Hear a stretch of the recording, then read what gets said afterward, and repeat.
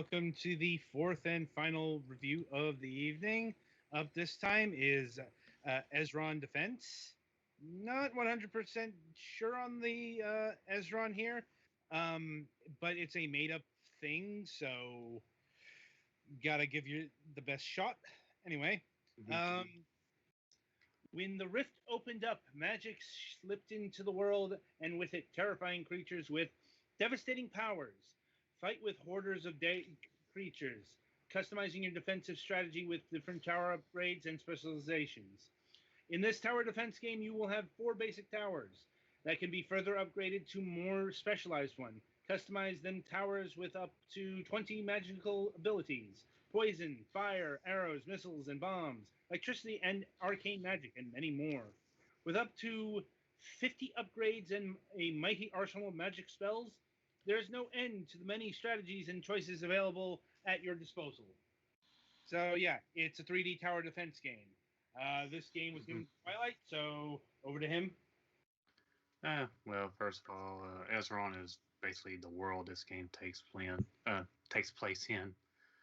So that's that. So yeah, the game up on uh, on first glance, it looks like a big kind of simple, but is me hearing cracking sound? Yeah. Indeed. I heard it. Weird.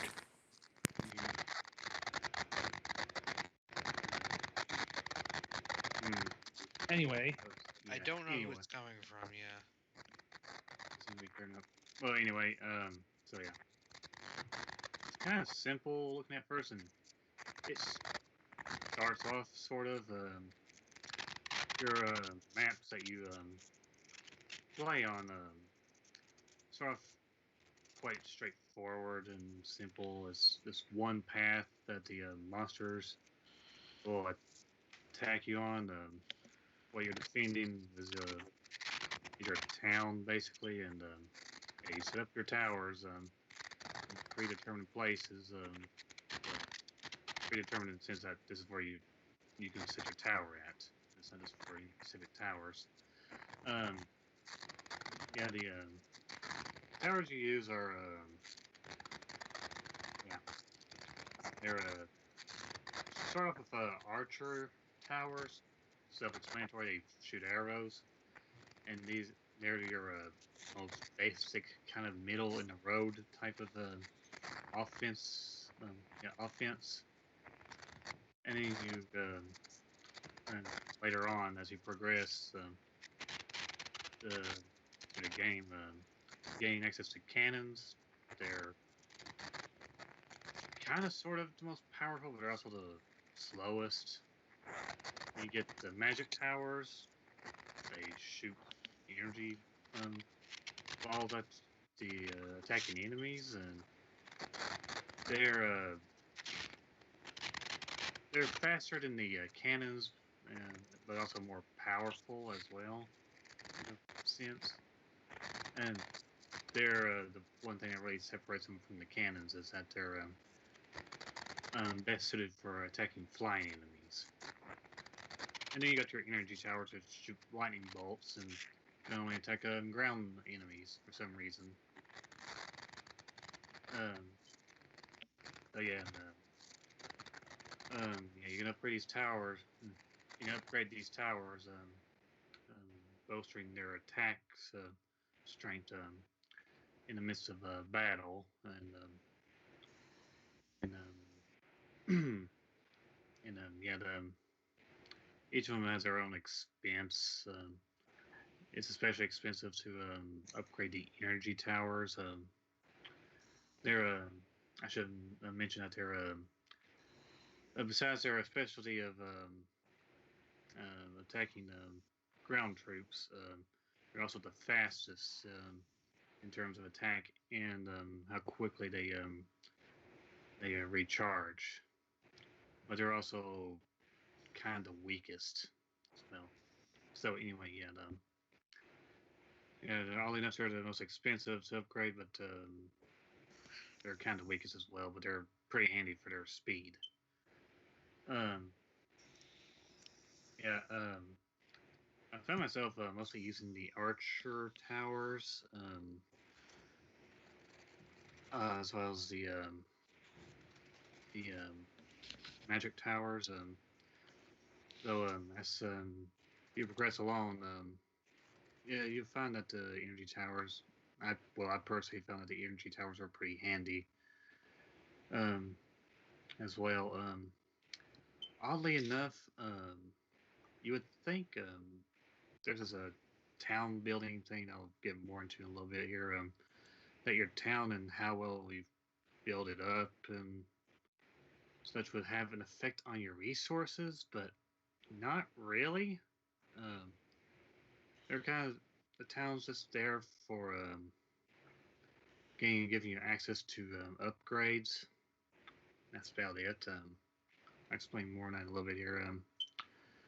So each level that you progress to, you gain more access to money-based resource, and of course, further along, the further along you go, and more victories you get, more tools that you win, as well as gems. Well, tools is your currency for building your town, and gems you for each level can gain up to 3, and this is determined by your star rating. Um, it sounds like something this would make you think this game came from a mobile game, but no, this is apparently originated on the PC, and there seems to be no mobile version of this game. Yeah. Once you acquire a 3-star rating, a maximum of a 3-star rating, by basically getting a flawless victory. That's all the gems you can win from that. Like I said, the gems are useful for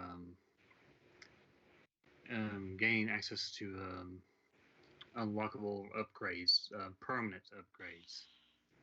These upgrades being um, like perks for your towers, like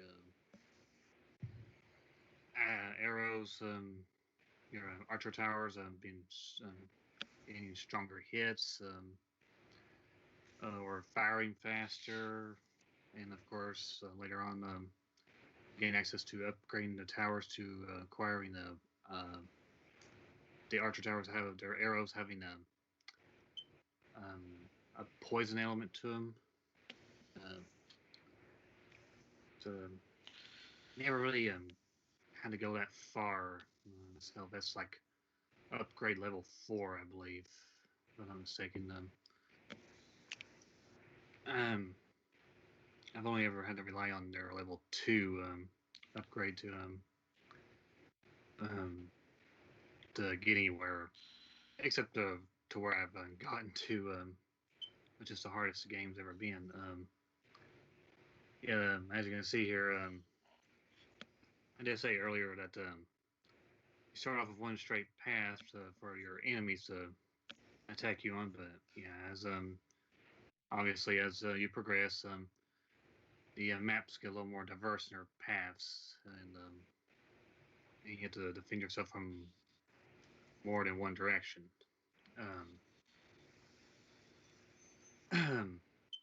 So here, but yeah, like I was saying before, other upgrades would be health upgrades for your tower or towers, and bonus currency for killing enemies. Yeah, each enemy that you kill, you gain more money from to use for building, upgrading your towers. And there's also upgrades for your mana. Yeah, another means of defending yourself is magic. This comes in 4 different types: fireballs, ice arrows, um, um, damage buffers and poison. And oh yeah, I actually think it's 5. Actually, yeah, 5. You get and a speed boost for your towers to speed their attack rate. Um, and I'm mostly myself stuck to the fireballs, the ice arrows, and the speed boost. So I did test out the other forms of magic. You only take 3 of these with you at a time into battle, and you switch them out before you enter battle. And yeah, like I said, I found the fireballs and ice arrows and the speed boost to be the most reliable. Poison's okay, but I didn't think it was all that much more useful than the fireballs were. And of course, with the gems, you can upgrade like the fireballs to have a higher damage output. Ice arrows are good for slowing down enemies, and upgrades increase the slowdown time and the cooldown time, and so on and so forth. It's pretty obvious how this works. um, and then of course, the other upgrades are for the towers themselves. These are permanent and not temporary, like your building upgrades in the midst of battle. In the midst of battle is.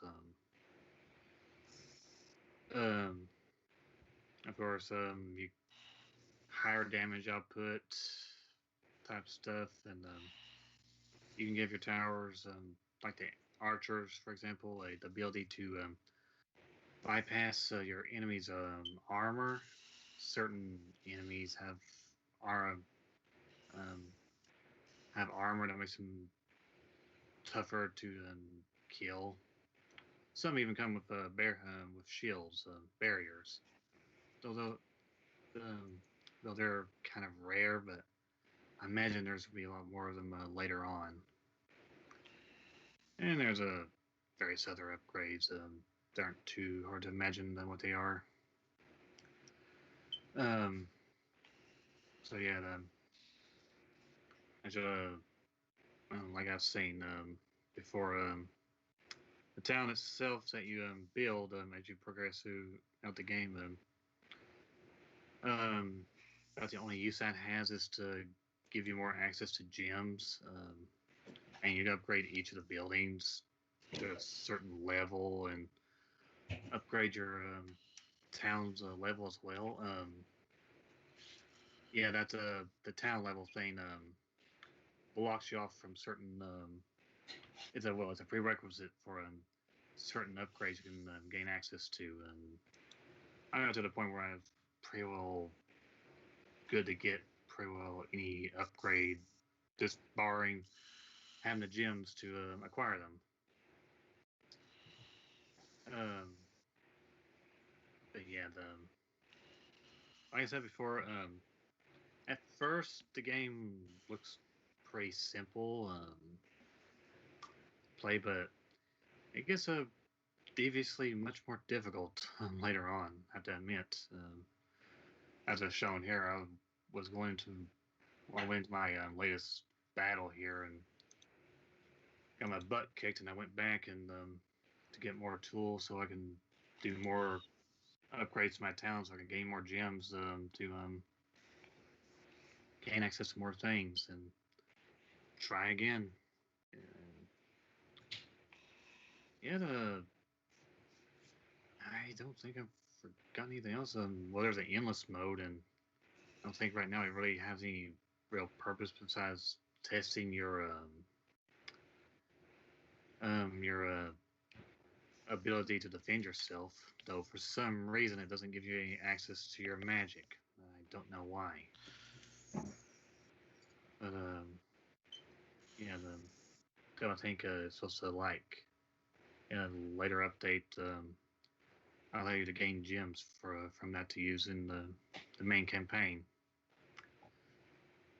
Besides that, yeah, gameplay wise, I did have some fun with this game. And I've actually got the prize as well. It could be somewhat addicting. Though it's not something that I can actually sit down and play for more than an hour at least. But I did find it to be enjoyable. Just or is that simplicity but deceptive, requiring more strategy than you would think you would need. As for the story itself, I'll be honest, I don't remember much of it, except that was I mean, a lot of tower defense games aren't exactly heavy on story, so. Yeah, and I'm honestly not finding the story to be all that memorable. All I can recall is last where I left off, I was going to some mines or something like that for something, and that's about it. And basically, I think it was like the remains of a kingdom that's on the run from your king that you're protecting. It's on the run along with some of his people, and trying to build back. I think, if I remember correctly, that's about it. Does anybody have any questions concerning the gameplay? Not really. Like, I mean, it's a tower defense game. Yeah. Yeah, I think I'm good. Yeah. What you see is pretty much what you get, to be honest. Yeah, I did enjoy it for its gameplay. But yeah, moving on. Visuals and graphics. I liked how colorful it was. The graphics, they're good. I was like, they serve their purpose very well. Like I said, I didn't like how colorful everything was. I actually liked the look of your town that you're building, despite just serving the purpose of giving you more access to gems. I did like seeing how it develops over time as you upgrade it and build more of it. So yeah, the visual effects, they in the battles and monster designs, they were good. And that's all I can really say. It's all good. So now, music. It's been a fantasy game. Expect some the kind of music you hear from a fantasy game. Not not quite Celtic, but yeah, it's what you expect from a. You played a high fantasy game before. You know what to expect from this sort of game. Some fantasy-ish music. Yeah, I'll be honest though, the music itself didn't find out that memorable. Besides the title screen music,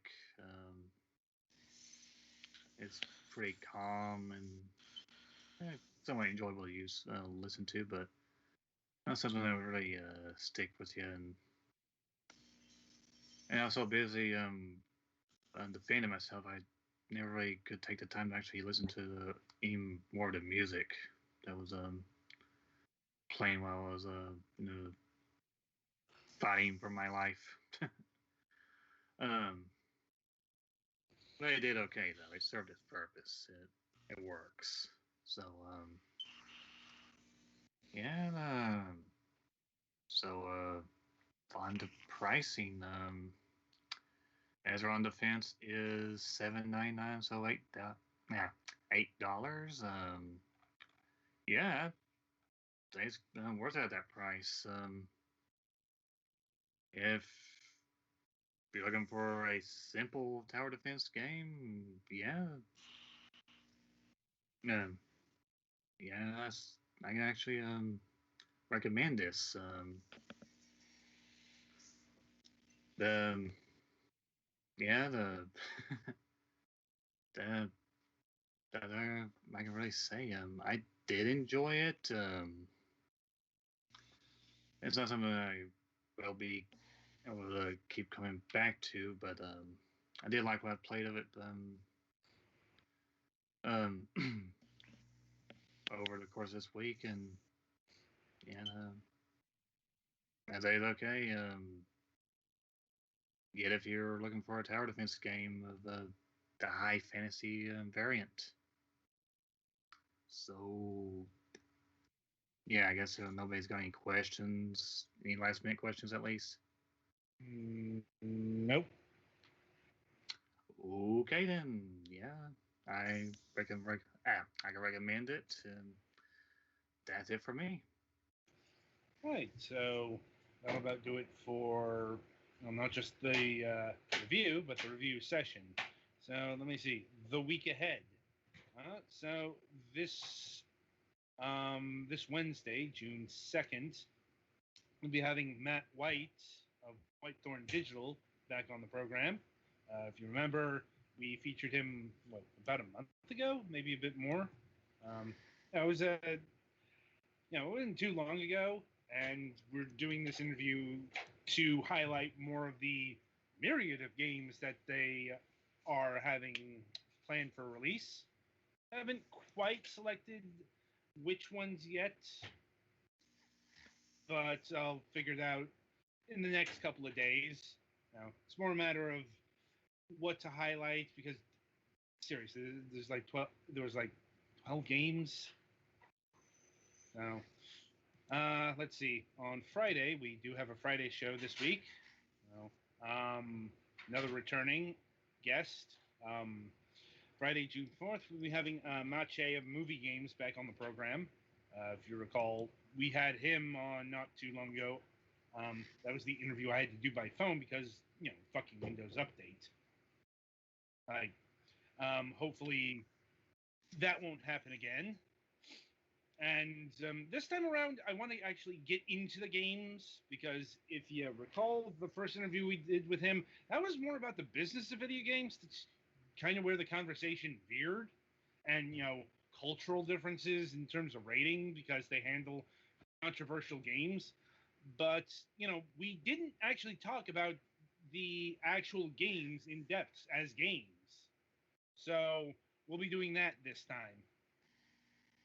And hopefully we will have a new installment of the last news desk on the left on Wednesday. I have been told Mac is expecting to join us on Wednesday. I should mention last week he was absent because of he got his second COVID shot and he got hit like a ton of bricks. Like like he was having some reactions to that. So that's likely cleared up. Though I will mention that in right now vague terms, because really it's Max things to talk about. He is going through, let's say, some rough patches right now, and if he doesn't show up, there will be reasons for that. So, it's just kind of touch and go with him in the current scene because life is like that sometimes. But till then, until Wednesday, I shall wish you good gaming.